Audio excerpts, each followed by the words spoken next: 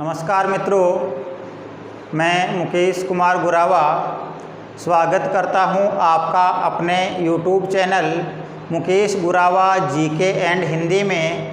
दोस्तों, इससे पूर्व हमने कुछ वीडियो डाले हैं, उनमें से इससे जस्ट पहले अपने डाला था अलंकार का।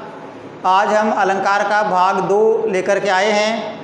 यदि मेरे द्वारा दी गई जानकारी से आप लोग संतुष्ट हैं तो मेरे वीडियो को लाइक करें, चैनल को सब्सक्राइब करें और कमेंट करें। आज हम लेते हैं अनुप्रास अलंकार के भेद।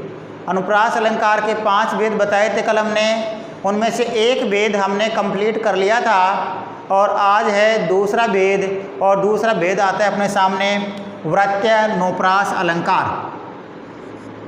हम पढ़ रहे हैं अलंकार और अलंकारों में पहला अलंकार था अनुप्रास और हम अनुप्रास अलंकार के भेद पढ़ रहे हैं। तो अनुप्रास अलंकार का भेद की बात कर लेते हैं। तो आज है वृत्यानुप्रास अलंकार। वृत्यानुप्रास अलंकार। तो देखिए, वृत्यानुप्रास अलंकार कहाँ माना जाता है। दोस्तों, वृत्यानुप्रास जो अलंकार है वो अलंकार वहाँ माना जाएगा जहाँ पर व्यंजन वर्णों की 2 से अधिक बार आवृत्ति होगी। जब किसी पद में व्यंजन वर्णों की 2 से अधिक बार आवृत्ति होती है वहाँ पर वृत्यानुप्रास अलंकार माना जाता है। जैसे खिड़कियों के खड़कने से खड़कता है खड़क सिंह, खड़क सिंह के खड़कने से खड़कती है खिड़कियाँ। इसमें ख वर्ण की आवृत्ति 2 से अधिक बार हुई है, इसलिए यहाँ पर वृत्यानुप्रास अलंकार माना जाएगा। देखिए, यहाँ पर लिख के समझा रहे हैं वृत्यानुप्रास अलंकार के बारे में कि कहाँ होता है वृत्यानुप्रास अलंकार। तो जब किसी पद में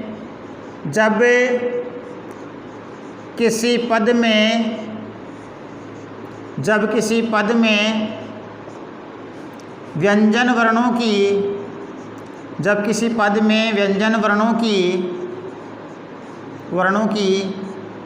2 से अधिक बार आवृत्ति दिखलाई दे, 2 से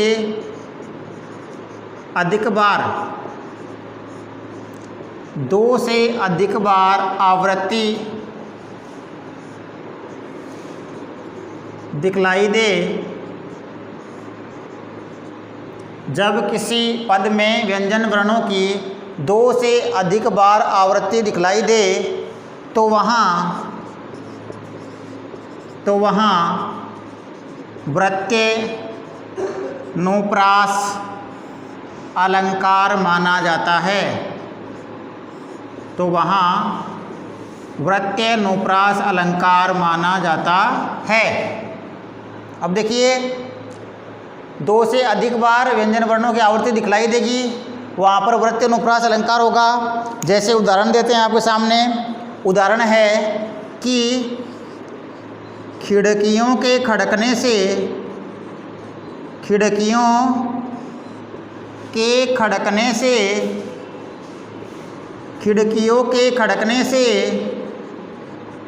खड़कता है खड़क सिंह, खड़कता है खड़क सिंह।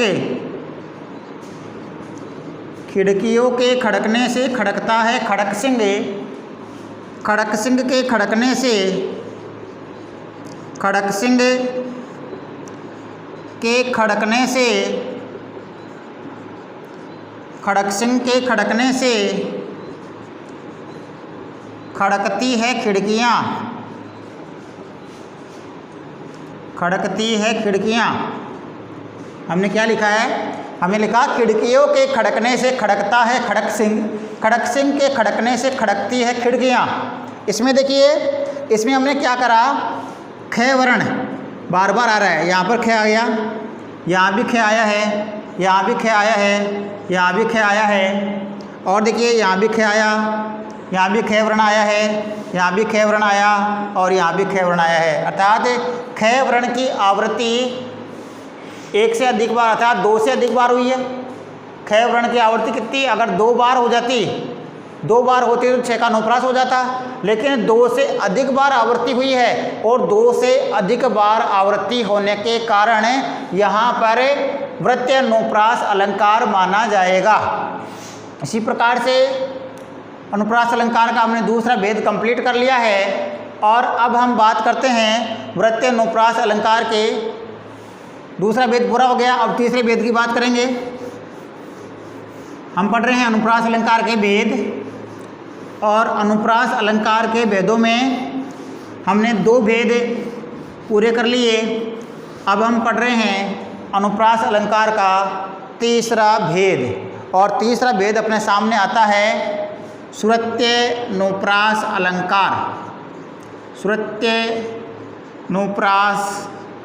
अलंकार, तो देखिए श्रुत्यनुप्रास अलंकार कहाँ माना जाएगा, इसकी बात कर लेते हैं कि श्रुत्यनुप्रास अलंकार कहाँ होता है। तो जब किसी पद में एक ही उच्चारण स्थान वाले वर्णों का प्रयोग कर दिया जाता है वहाँ पर श्रुत्यनुप्रास अलंकार माना जाता है। एक ही उच्चारण स्थान से मतलब जैसे अपने पास में एक शब्द है तुलसीदास। अब तुलसीदास में क्या है, एक ही उच्चारण स्थान वाले शब्द है। तुलसीदास में जो शब्द हैं वो सभी दंत से बोले जाते हैं। उदाहरण के माध्यम से समझने का प्रयास करते हैं। देखिए बात कर रहे हैं श्रुत्यनुप्रास अलंकार की। तो जब किसी पद में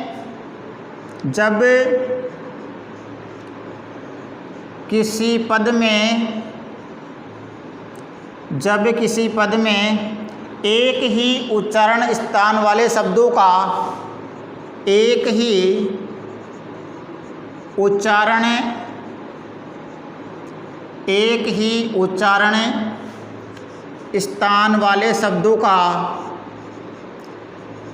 ही उच्चारण स्थान वाले शब्दों का बार बार प्रयोग कर दिया जाता है। एक ही उच्चारण स्थान वाले शब्दों का बार बार प्रयोग कर दिया जाता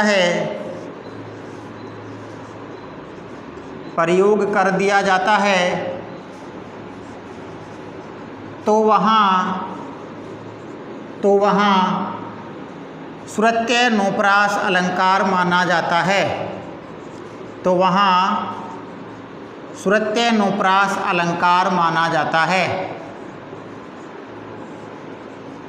तो वहाँ श्रुत्यनुप्रास अलंकार माना जाता है।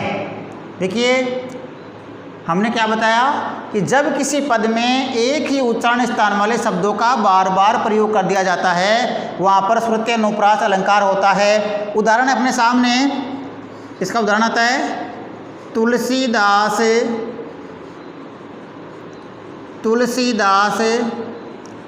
सीदत निस दिन,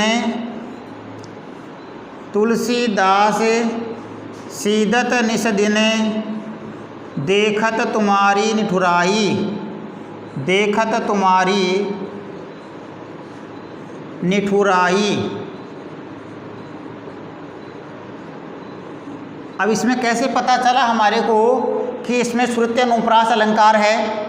तो देखिए इसमें जो वर्ण लिखे गए हैं वो सभी वर्ण दंत से बोले जाते हैं। अब हमें ये कैसे पता चला कि सभी वर्ण दंत से बोले जाएंगे। तो देखिए इसमें क्या है, एक सूत्र होता है लृतु लसानाम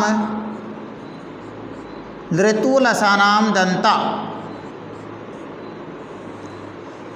लृतु लसानाम दंता, इसका मतलब क्या हुआ, इसका मतलब ये सूत्र है अपने सामने। लृ ये तो संस्कृत का वर्ण है। अब है तू का मतलब तय वर्ग, तय थ द ध और न और ले लिख दिया और से। ये सभी जो वर्ण हैं ये सभी वर्ण दंते से बोले जाएंगे। दंते, ये सभी वर्ण कहाँ से बोले जाते हैं, दंते से। अर्थात इन वर्णों को बोलने में दंते अर्थात अपनी जो जीभ है वो दांतों से स्पर्श होती है।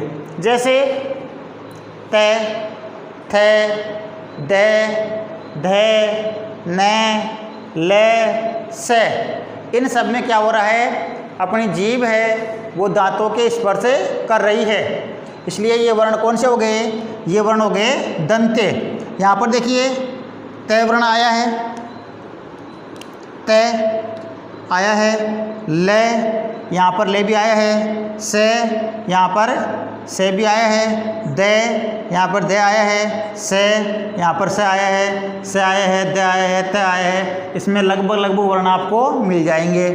इस कारण से यहाँ पर श्रुत्य अनुप्रास अलंकार हुआ। अब हम बात कर लेते हैं अलंकार अनुप्रास अलंकार के अगले भेद की तरफ।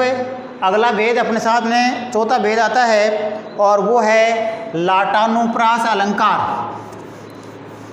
अनुप्रास अलंकार के भेदों की बात चल रही है और अनुप्रास अलंकार के भेदों में अब हमारे सामने अगला भेद आता है, वो है लाटानुप्रास अलंकार।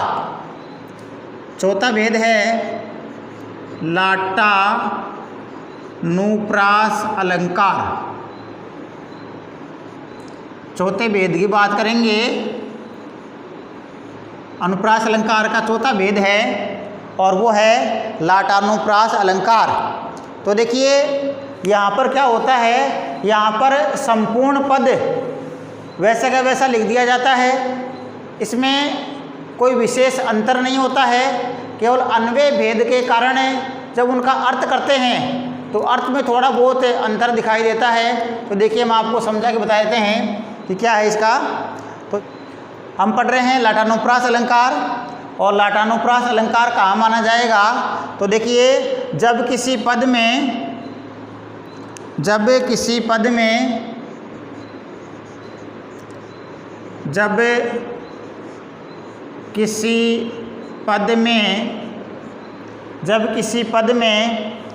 किसी संपूर्ण शब्द का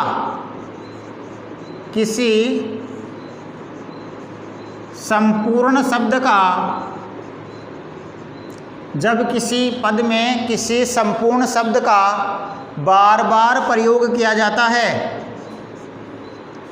संपूर्ण शब्द का बार बार प्रयोग किया जाता है, संपूर्ण शब्द का बार बार प्रयोग किया जाता है, परंतु उसके अर्थ में कोई परिवर्तन नहीं होता, परंतु उसके अर्थ में कोई परिवर्तन नहीं होता, परंतु उसके अर्थ में कोई परिवर्तन नहीं होता, तो वहाँ लाटानुप्रास अलंकार माना जाता है। तो वहाँ लाटानुप्रास अलंकार माना जाता है। तो वहाँ लाटानुप्रास अलंकार माना जाता है। देखिए ये किस प्रकार से है।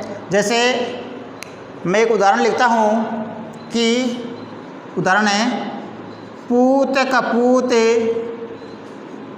पूत कपूत तो क्यों धन संचय, तो क्यों धन संचय। उदाहरण है पूत कपूत तो क्यों धन संचय, पूत सपूत तो क्यों धन संचय, तो क्यों धन संचय।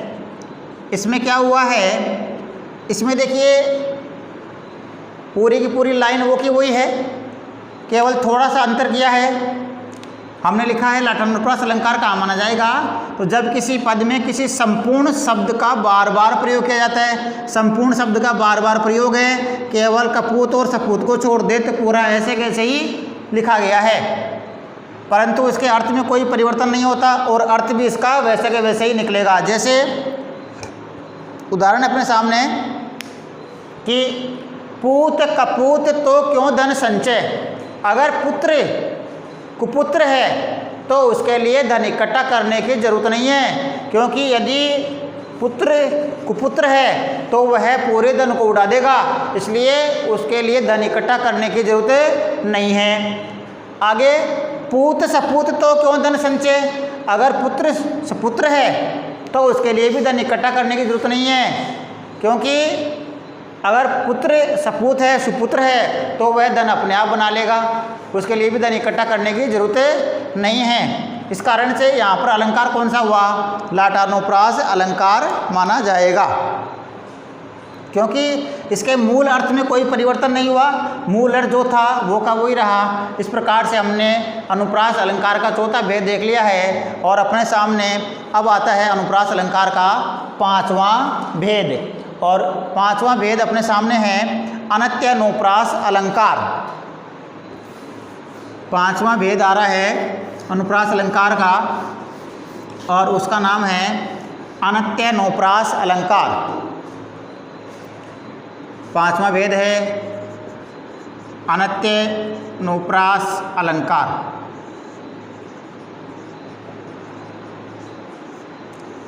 अनत्यनुप्रास अलंकार का माना जाएगा, तो देखिए अनत्यनुप्रास अलंकार में जब किसी पद में अन्य स्थानों पर तो अनुप्रास के कोई लक्षण नज़र नहीं आते, मैं लिख देता हूँ इसको, जब किसी पद में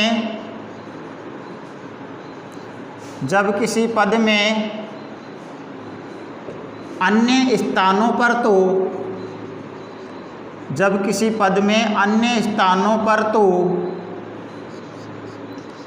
अनुप्रास के कोई लक्षण नज़र नहीं आते, अनुप्रास के कोई लक्षण नज़र नहीं आते, लक्षण नज़र नहीं आते, परंतु चरणों के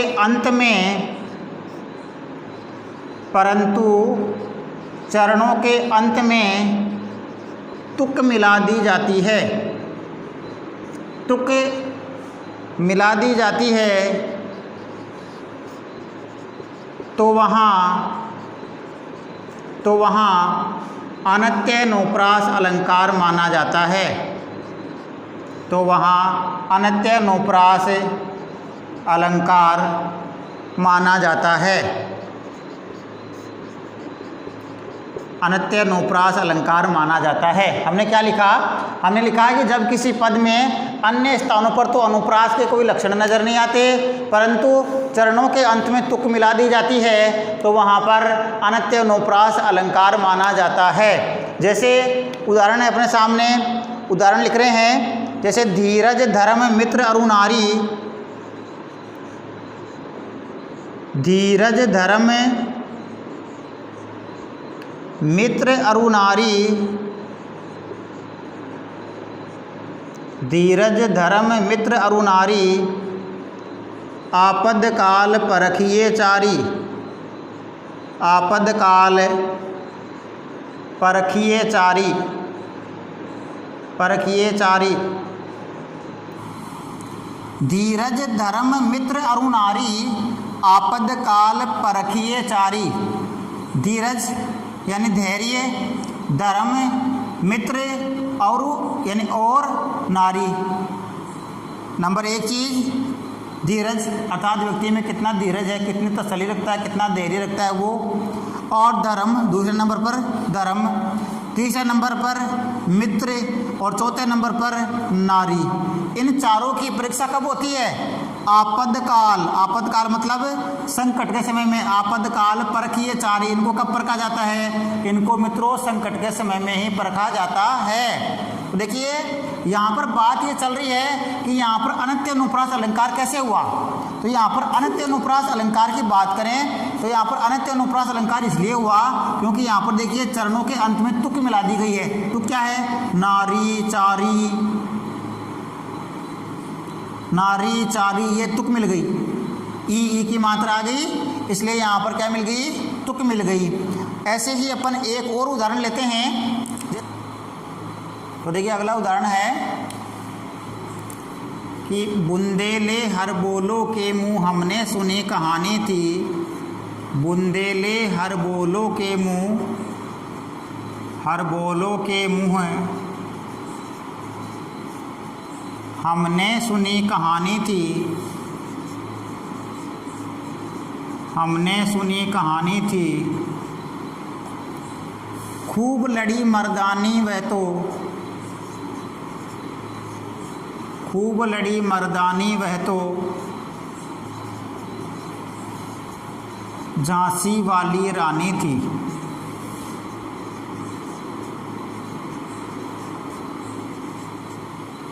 खूब लड़ी मर्दानी वो तो झांसी वाली रानी थी। अब इसमें अलंकार कौन सा है? इसमें भी अलंकार कौन सा है? अनत्य अनुप्रास अलंकार। ये अनत्य अनुप्रास अलंकार क्यों है? क्योंकि इसमें चरणों के अंत में तुक मिला दी गई है।